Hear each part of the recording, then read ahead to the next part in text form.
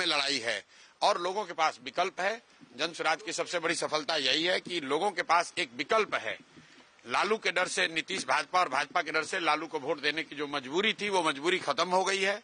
लोगों में उससे उत्साह है कि उनको एक नया विकल्प, एक नया रास्ता दिख रहा है, इसीलिए लोगों ने इतने बड़े पैमाने पर वोटिंग करी है। आरजेडी के विधायक पुलिस को धमकी दे रहे थे कल। 22 सीटों में 100 सीटें बीजेपी जीत रही। सम्राट चौधरी को ये बताना चाहिए कि वो तारापुर जीत रहे हैं कि हार रहे हैं। अपना चिंता करें कि तारापुर में जीत रहे हैं कि हार रहे हैं।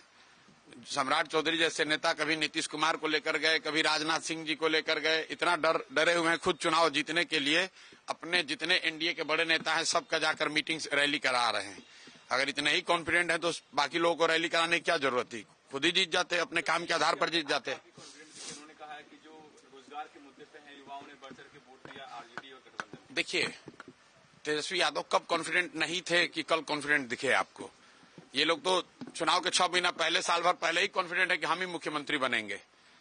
तो ऐसे लोग जिनको अपनी कोई जानकारी है नहीं, जमीन पर घर से बाहर निकले, पार्टी के दम पर, जाति के दम पर या भाजपा विरोध के नाम पर भीड़ इकट्ठा हुई, गए 2 मिनट भाषण वाषण किया, घर पर चले आए। उनको क्या जानकारी है कि गांव में निचले स्तर पर क्या बात हो रही है?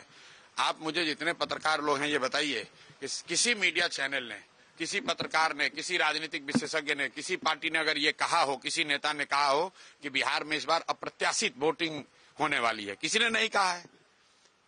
और ऐसा नहीं है कि महिलाओं का वोटिंग ज्यादा हुआ है। पहली बार बिहार में युवाओं की वोटिंग सबसे ज्यादा हुई है। सबसे ज्यादा एग्रेसिव होकर युवा वोट किया है। तो अगर युवा वोट कर रहा है तो अपने भविष्य के लिए वोट कर रहा है, बिहार में बदलाव के लिए वोट कर रहा है, बेहतरी के लिए वोट कर रहा है।